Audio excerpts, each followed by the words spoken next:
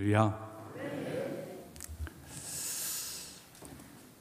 조금 불편하게 사는 게 좋습니다. 삶의 진행 방향이 우리 모두가 편하기를 구하죠. 서 있다가 앉기를 원하고, 또 앉았다가 눕기를 원하고, 또 누워서는 더 편한 잠자리를 구하고, 삶이 그리 흘러가고 있어요. 근데 그게 꼭 좋은 게 아니라는 거예요. 조금 불편해야 생각과 마음이 깨어납니다. 너무 편한 것에 길들여지기 시작하면 생각이 죽어요. 마음이 흐트러집니다. 영혼이 병이 듭니다. 교회에 오면서 어느덧 성경을 들고 오는 비율이 조금씩 줄어드는 것 같아요. 학생들 같은 경우에는 너무나 당연하게 그냥 핸드폰 하나 덜렁 들고 와서 거기에 어플 이렇게 보면서 그렇게 예배드리는 모습을 보는 거예요. 문명의 이 길을 아주 누리고 있는 것처럼 보이지만 믿음 생활에 크게 유익할까 하는 생각을 가져보면 그런 것 아닌 것 같아요. 제 말이 아니라 실제로 학교에서 점점 그쪽으로 가요. 아이들에게 태블릿 PC 나눠주고 아이들이 전자책 줘서 애들이 그렇게 하려고 하는데, 그렇게 해가면 갈수록 학습의 능력이 떨어지는 거예요. 종이를 통해서 책을 보고 글을 쓰고 하는 때는 이게 기억력이라든가 이해력, 모든 것들이 훨씬 더 좋은데, 그냥 가만히 앉아서 선생님이 쓰신 그 칠판 그냥 핸드폰 카메라로 찍어서 그렇게 이제 저장하는 그것만으로는 어떤 그런 자극이나 이 도전이 별로 되어지지를 아니한다는 거예요. 그러니까 오히려 문명의 최고의 이기를 개발하고 연구하고 이거를 돈 버는 사람들은 자기 자녀를 그런 쪽으로 키우지는 아니하는 거로 간다는 것을 느끼면은 우리가 조금 문명을 누리지만 너무 편한 쪽으로 우리 영혼을 내모는 것은 좋지가 않다는 거예요. 신앙생활 명백히 그런 것 같아요. 그래도 성경책을 펼쳐놓고 줄을 그어가면서 하나님 말씀 읽을 속에는 긴장감이 있고 집중도가 높아지는데, 저도 성경을 때때로 이제 차를 타고 가다가 휴게소에 들려서 성경이 차에 없을 때에는 저도 어플을 볼 때가 있어요. 그런데 확실히 집중도가 많이 떨어지는 것을 느끼게 되어지는 거예요. 믿음 생활 조금 불편한 게 좋겠어요. 사실 믿음 생활 자체가 새벽에 일어나자는 것이고 삶에 충실하자는 것이고 힘들어도 반응을 잘하는 거, 그건 편리하고는 좀 틀립니다. 진실은 편리 속에 있진 않아요. 진실은 몸부림을 쳐야 돼요. 영혼의 땀을 흘려야 돼요. 우리의 신앙생활이 어디로 흘러가고 있는가 자신을 바라보면서 하나님 앞에서 나를 바로 세우기에 몸부림치는 그런 기회 되어지기를 바랍니다. 코로나 시기 어쩔 수 없는 제한성이 있어요 지금. 근데 그 제한성에 너무 길들여지지 말라는 거예요. 예배를 영상으로 보는 것도 분명히 예배입니다. 그러나 거기에 길들여져서는 안 돼요. 기회가 되면 공동체 속에 있어야 돼요. 여러분, 아무리 운동 경기, 야구와 축구를 볼 적에 TV 앞에서 보면은 해설자가 해설을 잘해주고 또 운동장 나름대로 선수들의 숨소리까지 들을 수 있게 되어지고 거기에 슬로우 비디오를 통해서 재생해서 잘 보여주고 그래요. 그런데 TV로 보는 운동하고 현장에서 보는 건 다른 거예요. 구태여 돈을 내고 현장까지 가는 이유가 왜 그러겠어요? 현장은 눈으로 보는 게 아니에요. 현장은 몸으로 운동 경기를 보는 거예요. 그건 온몸이 전율하는 것이고 내가 흥분하는 것이고 공동체 모두가 함께 보는 것이기 때문에 가슴이 뜨거워져요. 그거는 전혀 다른 경기를 대하는 거예요. 믿음 생활, 하나님, 제가 너무 편한 것에 안일하게 길들여지지 않도록 내 영혼을 붙들어 주시고 나로 하여금 조금 불편하더라도 내 영혼이 깨어서 하나님께 바로 세워져 가도록 성령이 나를 도와주시옵소서. 오늘 시편 73편 말씀을 나누고자 하는데 아삽이라고 하는 분이 쓴 시라 명명되고 있습니다. 그는 다윗과 동시대의 인물로서 성전에서 찬송하는 악사들의 수석이었다 합니다. 어떤 문제인은 모르지만 그가 지금 세상의 부조리를 경험을 했어요. 공평하지 못하다, 불합리하다, 어떤 것을 경험을 한 거예요. 아마 다윗 시대니까 다윗 자식, 부하들의 반란을 보았는지요, 저들의 승승장구하는 모습을 보았는지요, 아마 그런 것들로 인해서 아삽의 마음속에 여러 불편한 마음이 생겨난 것입니다. 그는 이 세상의 문제에 대하여서 끙끙 앓는 거예요. 그리고 하나님 앞에 가지고 나와서 이 문제를 해결해 보려고 몸부림을 치고 있습니다. 자, 오늘 본문 1절 말씀 보시기 바랍니다. 시작. 하나님이 참으로 이스라엘 중 마음이 정결한 자에게 선을 행하시나. 1절이 사실은 결론이에요. 하나님이 마음이 청결한 그 백성들에게 당신의 선함을 나타내신다. 이게 선언이자 결론이에요. 사실은 결론입니다. 그는 결론부터 먼저 말하고 여기서 시작해서 현재 발생한 의심할, 이 답답할 이 문제들을 내가 어떻게 이거 대처해야 되는 것이지 그 과정을 순간순간 풀어가는 것이 본문의 흐름입니다. 2절 말씀 봅니다. 시작. 나는 거의 넘어질 뻔하였고 나의 걸음이 미끄러질 뻔하였으니. 나는 거의 넘어질 뻔했다. 실족할 뻔했다는 거예요.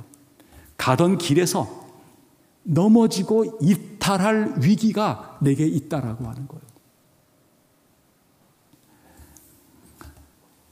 뭔가 잘못 보았어요. 그것이 잘못 생각이 되어졌어요. 내 판단이 잘못되어졌어요. 거기서 나는 넘어질 뻔했다는 거예요. 내게 문제가 있다는 거예요.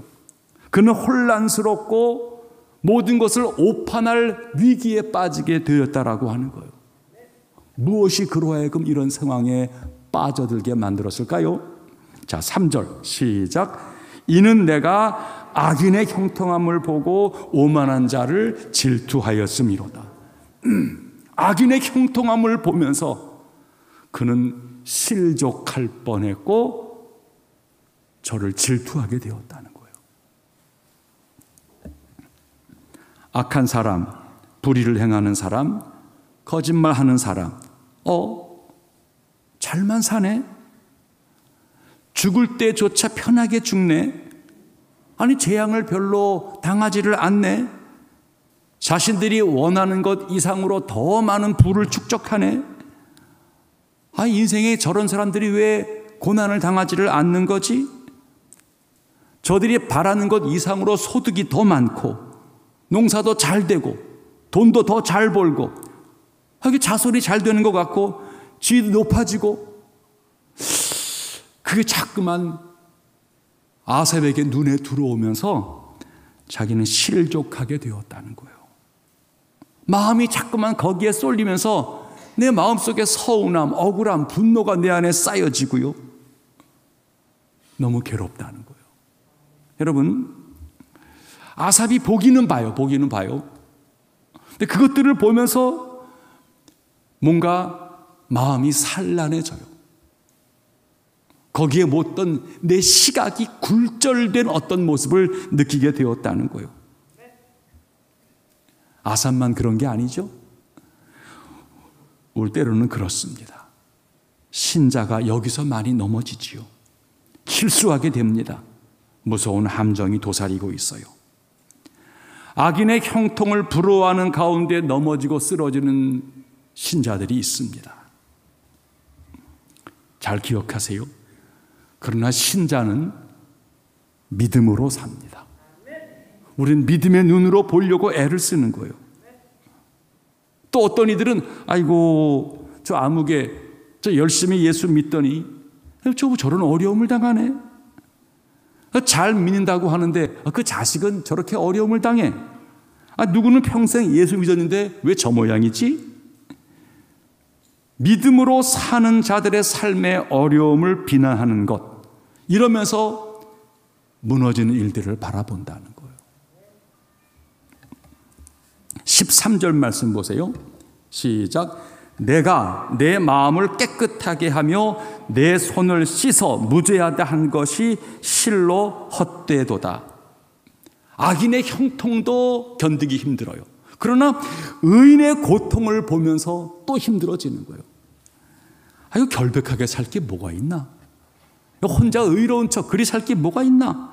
이게 다 무의미하게 보이게 되어졌다는 거예요. 예수 믿는 사람들이 왜 이런 어려움과 고통이 따르는 것이지?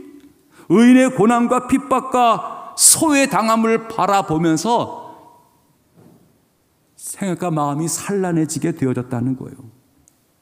내가 어떻게 이를 알까 하여 생각한즉 내게 심히 고통이 되었다는 것입니다. 풀리지 않는 미해결의 문제 때문에 아삽의 마음속에 고통이 가득했다는 거예요. 부지런한 것이 어리석어 보이는 거예요. 진실한 것이 나약해 보이는 거예요. 선을 비겁하게 보여지는 거예요. 진실하게 사는 것이 미련한 것이고 충성된 것이 어리석은 것이고 정당한 삶이 무능한 것으로 여겨지는 것, 너무나 고통스럽죠. 진실과 경건이 이게 무슨 필요야? 이런 생각을 하게 되어지니까 깊은 고통이 자기를 찾아오게 되었다는 거예요. 시험에 빠진 겁니다. 어찌하면 좋겠습니까? 오늘 본문 4절로 14절에 보면은 이 악인의 이 형통함의 내용이 너무 자세하게 나와요. 저들은 불행, 약함, 질병, 노동 등 사람들이 마땅히 겪어야 하는 고통에서 면제된 자처럼 보여지는 거예요. 악인들이 더 이상 하나님을 의지하지 아니하고 교만하게 자신을 뽐내며 살아가는데 저들이 거꾸로 의인들을 압제하고 신성모독도 서슴지 않는 거예요. 악인의 영향력이 시간이 지나간 더 증대되는 것처럼 보여집니다. 저들의 힘은 점점 세져서 하나님 백성들을 조롱하고 저들은 여러 유혹으로 순전한 백성들을 타락시키고 있어요. 시인은 악인의 형통함에 비교해서 자신이 성실하게 살아온 이 모든 것들이 무가치한 일인가 회의에 빠져들게 되었다는 것이죠. 이 문제는 언제나 하나님을 믿는 성도들이 세상에서 경험하게 되어지는 것들이에요. 해결하기가 쉽지 않은 문제입니다. 근데 이것들을 우리가 이 문제들을 만날 때에 어떤 자세를 갖느냐라고 하는 것은 중요한 거예요. 어떤 자세를 갖느냐는 것은요. 한번 15절과 16절 말씀 두 절을 봅니다. 시작. 내가 만일 스스로 이르기를 내가 그들처럼 말하리라 하였더라면 나는 주의 아들들의 세대에 대하여 악행을 행하였으리이다. 내가 어쩌면 이를 알까 하여 생각한즉 그것이 내게 심한 고통이 되었더니. 아삽이 그 악인의 형통함, 의인들의 고난을 바라보면서 너무너무 힘이 든 거예요. 그런데 아삽이 그 해결키 어려운 난제를 대하는 태도만큼은 특별해요. 보세요. 그는 자신의 감정대로 행동하고 싶은 충동이 일었어요. 분노하는 거죠. 때로는 신앙이 무슨 필요 있어라고 막 쉽게 믿음 얘기를 하려는 거예요. 이런 얘기들을 다른 사람들에게 막 퍼뜨리려고 하는 거예요. 그러지를 않았다는 거예요.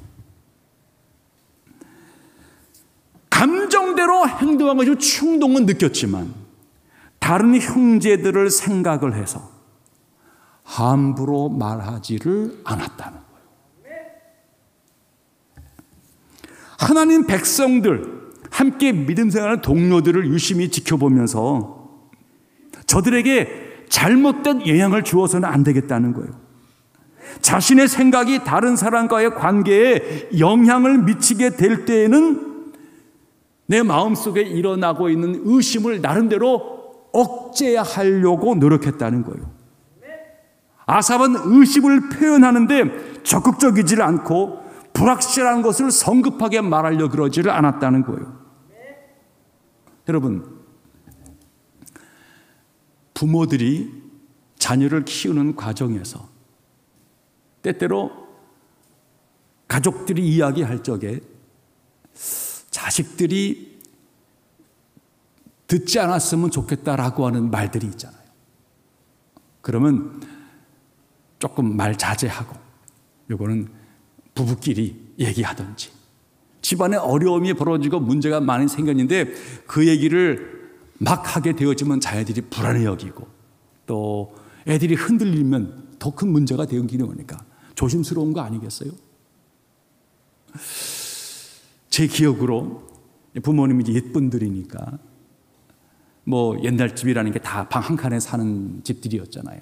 그러니까 집안에서 부모님들이 이런저런 얘기 하시다가 벼랑간 분이 일제시대를 사셨던 분들이니까 어느 날 이렇게 얘기하다가 아니 우리들하기 다 있는데 두 분이 일본말을 이글을 쓰시는 거예요. 그러면서 서로 눈을 깜빡깜빡 하시는 내용들을 볼 때가 종종 왜 그러지? 저희들이 듣기를 원하지를 않았던 것 같아요. 그래서 저희들 앞에서 말을 절제해 주신 거에 대해서 저는 굉장히 참 감사하게 여기는 거예요. 삶의 문제가 많잖아요. 물질 문제, 뭐 이것저것, 뭐 집안의 이런저런 문제들. 근데 그런 아이들이 좀 이거 듣지 않았으면 좋겠다라고 하는 말들은 조심하고 절제해 주었던 것들이 얼마나 도움이 되었는지요.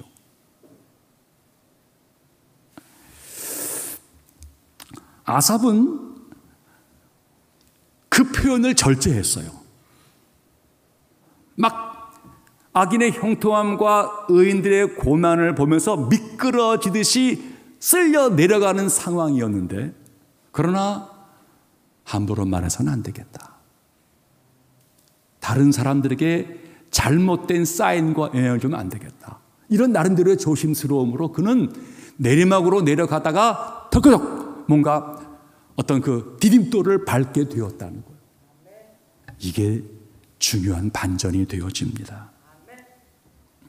아직도 부조리한 세상을 용납하시는 하나님의 뜻이 이해가 된 건 아니에요. 이해하려고 하면 할수록 그는 큰 혼란에 빠지고 마음의 힘은 더 드는 건 사실입니다. 그러나 의인의 고난의 의미를 이해하지는 못했지만 다른 사람들에게 의심의 표현을 최소화, 그걸 유보했다는 거예요. 해답을 찾을 때까지 그는 기다렸다는 거예요. 회의와 낙심 때문에 다른 사람들과의 관계까지 포기하지 않았고 끝까지 해결점을 찾아내려고 몸부림을 쳤다라고 하는 거예요. 다른 방법이 딱히 떠오른 것 아니에요. 하지만 충동적으로 행동하지 않았고 매우 신중하게 그는 하나님의 뜻을 알려고 몸부림을 쳤다 하는 것입니다. 이거는 주요한 신앙인의 태도입니다. 17절 말씀 봅니다. 시작. 하나님의 성소에 들어갈 때야 그들의 종말을 내가 깨달았나이다. 아멘. 이게 이제 본문의 핵심입니다. 하나님의 성소에 들어갈 때야 악인의 형통함, 의인들의 고난의 문제로 시험과 유혹에 빠진 아삽, 이 17절에서 전환의 계기를 얻는 거예요. 극심한 혼란 상태에 있던 이 아삽이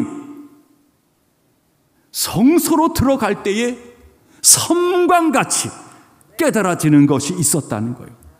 여러분, 성소에 들어간다는 말의 의미는 무엇입니까? 하나님의 임재 앞으로, 하나님의 살아계신 현존 앞으로 나아가는 것을 말해요. 아삽은 자기에게 닥친 유혹에 대하여서 하나님의 뜻을 알려고 기도하려고 성전을 향하여 걸어가는 중이었어요. 그러다가 성전으로 들어가다가 마음속에 큰 깨달음을 얻게 되었다는 거예요. 거기서 하나님의 위대하심, 하나님의 영광의 어미하심에 대해서 사로잡히게 되었다는 거예요. 전에는 알고 있었는데 악인의 형통함과 의인의 고난을 보면서 어느 날 잊어버렸어요. 이것이 다시 기억나기 시작했다라고 하는 거예요. 잊어버렸던 진리가 그의 마음속에서 회복이 되어진 거예요. 여러분, 하나님의 존전으로 나아갈 적에 인간의 근본에 대한 실마리를 발견케 되었다는 거예요. 아삽의 혼란스러움은 자신이 만난 문제를 자신의 관점이죠. 나름대로 합리적 관점을 가지려고 애를 쓴 거예요. 그런데 그 합리적 관점으로만으로는 다 본 게 아니에요. 그는 영적으로 생각하지를 못했어요. 합리적 사고는 매우 중요한 겁니다. 그것은 고도의 중립적 가치예요. 모두의 공감을 끌어내게 만드는 정말 중요한 능력입니다.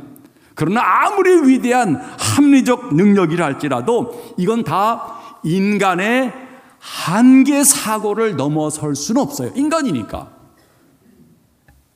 우리의 시야와 이해의 범위 내에서 합리적이라는 거예요. 영적으로 사고한다는 것은 이 합리의 것을 포기한다는 말의 의미가 아닙니다. 단지 우리의 한계를 인정하는 거예요. 나아가 우리 한계 너머에서 역사하시는 하나님의 위대하심을 발견케 되어지는 거예요. 영적인 생각이라고 하는 것은 무책임한 신비를 가리키는 것이 아닙니다. 하나님 앞에서 겸손히 기대하는 거예요. 그리스도인이란 합리성이 중요합니다. 세상을 살아가면서. 하지만 그것을 넘어서는 새로운 사고 유형에 대하여서 우리 마음이 열려 있는 거예요. 내가 혹시 못 본 것은 없는가? 내가 혹시 놓친 것은 없는가? 나는 과연 전체를 보았는가? 나는 그 끝을 보았는가? 아삽은 성소에 나아갈 때 영적인 생각이 그의 머리를 깨운 거예요. 그때 자신이 모든 사실을 끝까지 올바르게 다 본 것이 아니라고 하는 사실을 발견했다는 거예요. 아삽은 단지 악인의 형통만을 보았어요. 그는 악인의 종말을 보지는 못했다는 거예요. 거기에서 이 악인의 종말까지 생각해 보니까 아삽을 덮쳐왔던 힘겨운 시험과 유혹이 깨어나게 되었다는 거예요. 인생의 문제는 무엇을 어떻게 보고 사느냐에 관한 문제입니다. 여러분 25절과 26절 시작. 하늘에서는 주 외에 누가 내게 있으리요 땅에서는 주밖에 내가 사모할이 없나이다. 내 육체와 마음은 쇠약하나 하나님은 내 마음의 반석이시요 영원한 분깃이시라. 예배가 중요해요. 예배가 중요해요. 하나님 앞에 예배한다는 거, 눈을 들어 하나님을 바라본다는 거, 강단의 십자가를 바라본다는 거, 안구를 씻는 거예요. 귀를 씻는 거예요. 흐트러진, 더러워진, 좁아진, 편협해진 그 마음을 씻는 거예요. 때로는 안경을 닦듯이 흐려진 마음을 닦아서 새로운 눈, 새로운 시야를 확보하려고 몸부림치는 거예요. 아삽은 성소에 들어갈 때 알았다는 거예요. 문제를 알고 세상을 알고 사람을 알고 나를 알고 하나님을 알게 되었다는 거예요. 이 세상을 악이 주관하는 줄로 알았는데 아이고, 하나님이 계셨구나. 하나님이 다스리시는구나. 세상 주관자가 하나님인 것을 깨달았다는 거예요. 하나님이 역사의 주인이시고 하나님이 섭리 심판하시는 공의로우신 하나님이 여기 계셨구나. 이거를 깨달았다는 거예요.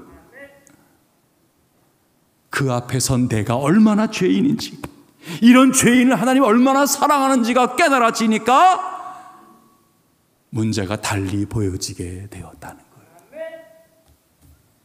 성소에 들어갈 때 아삽은 악인의 형통함만이 아니라 악인의 고통이 깨달아졌다는 거예요. 여러분, 저들에게는 돈이 있어요. 하지만 화목함이 없어요. 저들에게는 건강은 있으나 내면의 평강은 없어요. 저들에게는 내적인 고난과 썩어져가는 그 마음의 고통들이 악인에게 있다는 거예요. 저들이 부러워할 이유가 별로 없다는 거예요. 오히려 저들을 곰곰이 생각해 보니까 연민이 내 안에 생겼다는 거예요. 저가 불쌍해졌다는 거예요. 하나님의 우리를 보심이에요. 정말 못됐잖아요. 어리석잖아요. 정말 나쁘잖아요. 그런 우리를 하나님이 그 악만 바라보고 문제만 바라봤다면 정죄하고 심판하는 것이죠. 그런데 하나님이 아이고, 저 얼마나 어리석게 살면서 번민 속에 사는가. 저 얼마나 짓다내는 고집 피고 뭐 지 자랑하고 사는데 마음속에 끙끙거리며 번민과 마음속 상처가 얼마나 많은가. 하나님 우리를 보면서, 이 죄인을 보면서 연민을 가지신 거예요. 불쌍해 보이는 거예요. 에이구, 심판하실 하나님이 저거 좀 도와줄 방법이 없는가? 당신의 독생자를 보내어 주시고 자비와 긍휼의 구원을 열어주었다.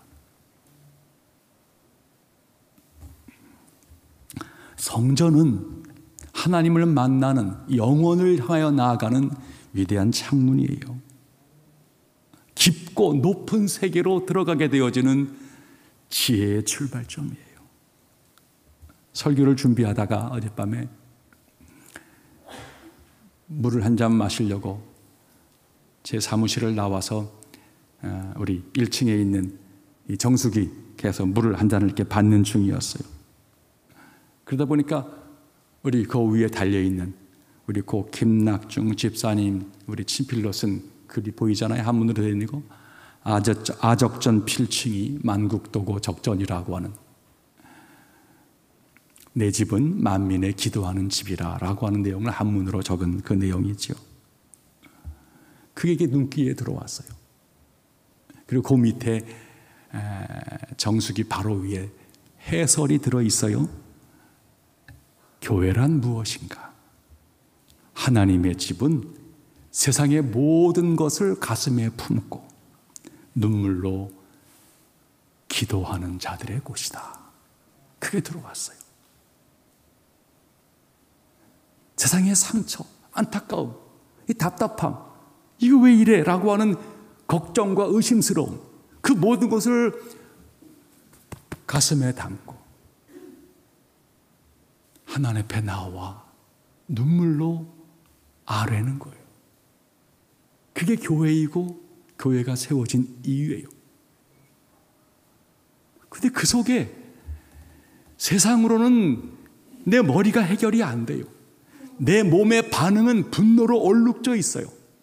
나는 답답해요. 그런데 하나님 앞에서, 하나님의 살아계심 앞에서 그것을 끌어안고 기도하는 자들에게는 전혀 새로운 해석과 반응이 이루어지는 게 그게 성전이고 교회라는 거예요.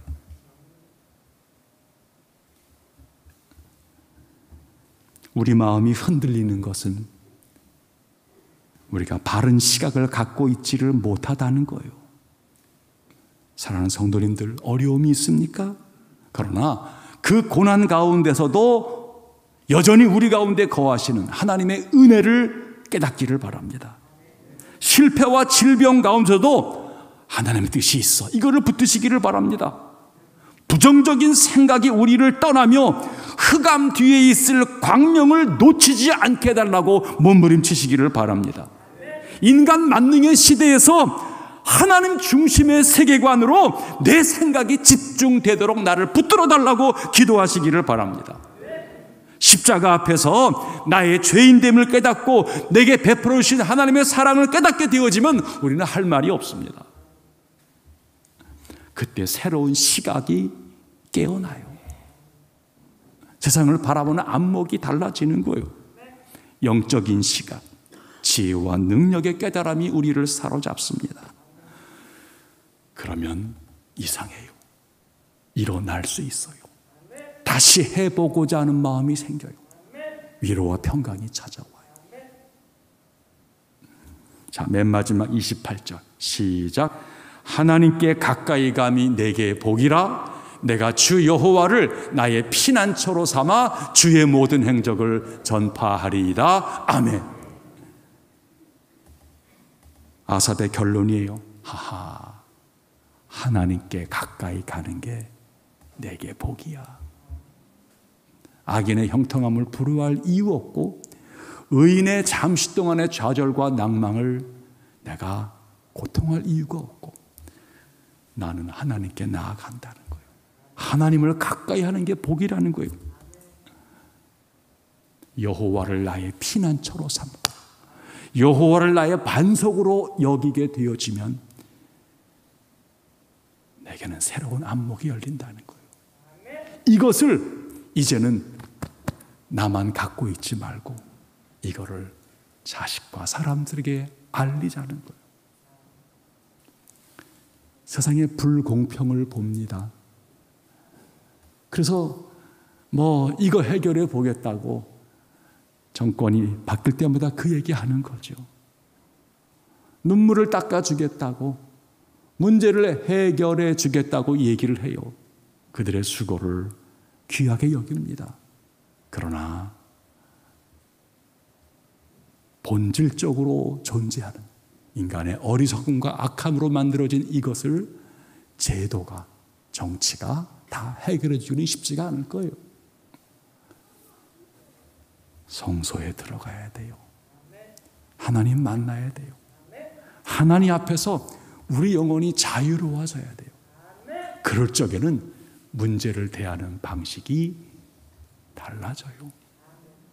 사랑하는 성도님들, 또 세상으로 나아갑니다. 그러나 기억하세요.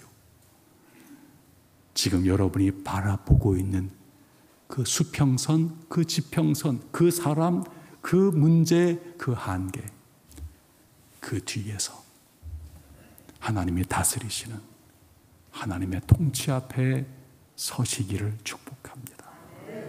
여호와는 나의 반석 되세요. 안식처가 되세요.